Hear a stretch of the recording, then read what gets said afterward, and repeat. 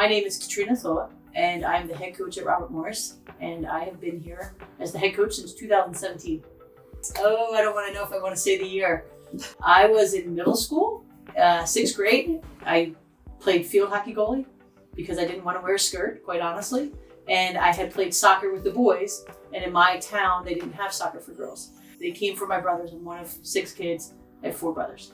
And my mom was like, you don't want the boys, you want to take this girl. And they're like, well, if we get 2 boys, we'll take the girl. So 3 of us went, and the other 2 boys quit. And I stayed.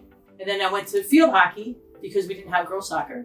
And I was like, if I can kick the ball, I can kick a ball. And so they're like, great, goalie it is, go play goalie. And I was like, oh yeah, play goalie. And I loved it, totally loved it. And then in lacrosse, they're like, oh, you're a field hockey goalie, you'll be a lacrosse goalie. And I was like, okay, I'll be a lacrosse goalie. I had no idea what they were talking about. Next thing, people throwing balls at you. You're kind of like, oh, okay. Yeah, there was a lot going on. I am one of 6 kids. My parents heated our house with wood burning stoves. So my job as a child was to go out and split wood. And my dad's joke was always, if you're cold, go split wood because it'll make you warm twice. Once when you're doing work and once when you get to enjoy what you've done. My parents had a really, they didn't know what they did. They definitely had an instilling message, like, do your best, do your best. And I think that was from a young age. So if we were splitting wood, you split wood to your best ability. If you cut the grass, you should cut it to the best of your ability. So I think my parents, unknowing, kind of had that. But my grandparents are immigrants. They all moved to this country. So I think my grandmother was a seamstress. My grandfather, I don't even know what he did. All he ever did was work, but I don't even know what he did. And it was always just do your best at whatever it is you're doing. So I don't think it was like something people talk about then and didn't, but it was just the way they pushed us. Well, it was my middle school coach who then turns into my high school coach, who happens to be the best coach I've ever had in my whole life. She was awesome. And she said, what are you going to do? We're going to go to college. And I was like, we don't go to college. And my sister didn't go to college. My brother didn't go to college. I didn't expect to go to college. And she's like, in 9th grade, she's like, you're going to go to college. And I was like, awesome. How are we going to pay for it?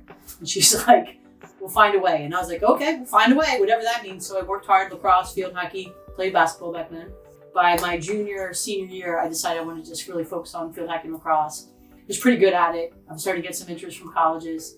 And she just pushed me into every tournament, everything I was supposed to do.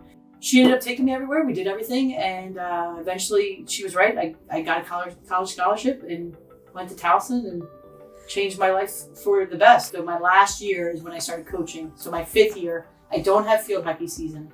We only have really light fall ball back then, like a couple days a week. So my friend of all people started coaching at Goucher College. Goucher College is a mile away from Towson. She's like, you got to come help me coach. I was like, do what? She's like, just come help me coach field hockey. I'm like, sure. So I went and coached up the street, and I was like, this is what I'm supposed to be doing. And it was a blast. You're coaching with your best friend who, took care of me. They fed me. I mean, that's how she paid me. She paid me in dinners and a couple bucks. That's all she had. Like, there was no position for assistant at that point. And I was like, sure, I'll help. I love it. This is great. Oh gosh, I was in love now. I love coaching. I loved it. It was awesome. Full-time coaching, it was crazy. It was awesome.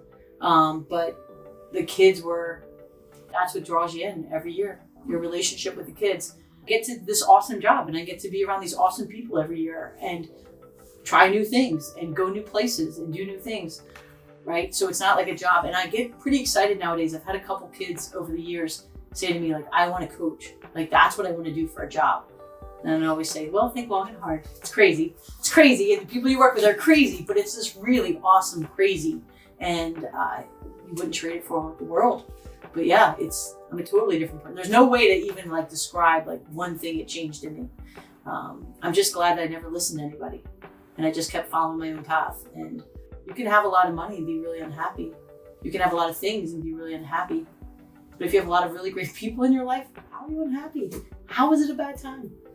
I love working with 30-some people every day, So, but I'm one of 6. I've only had people around me. I'm 3. So I've only ever been alive in a big family, in lots of people, lots of chaos. It was built for this. What are you talking about?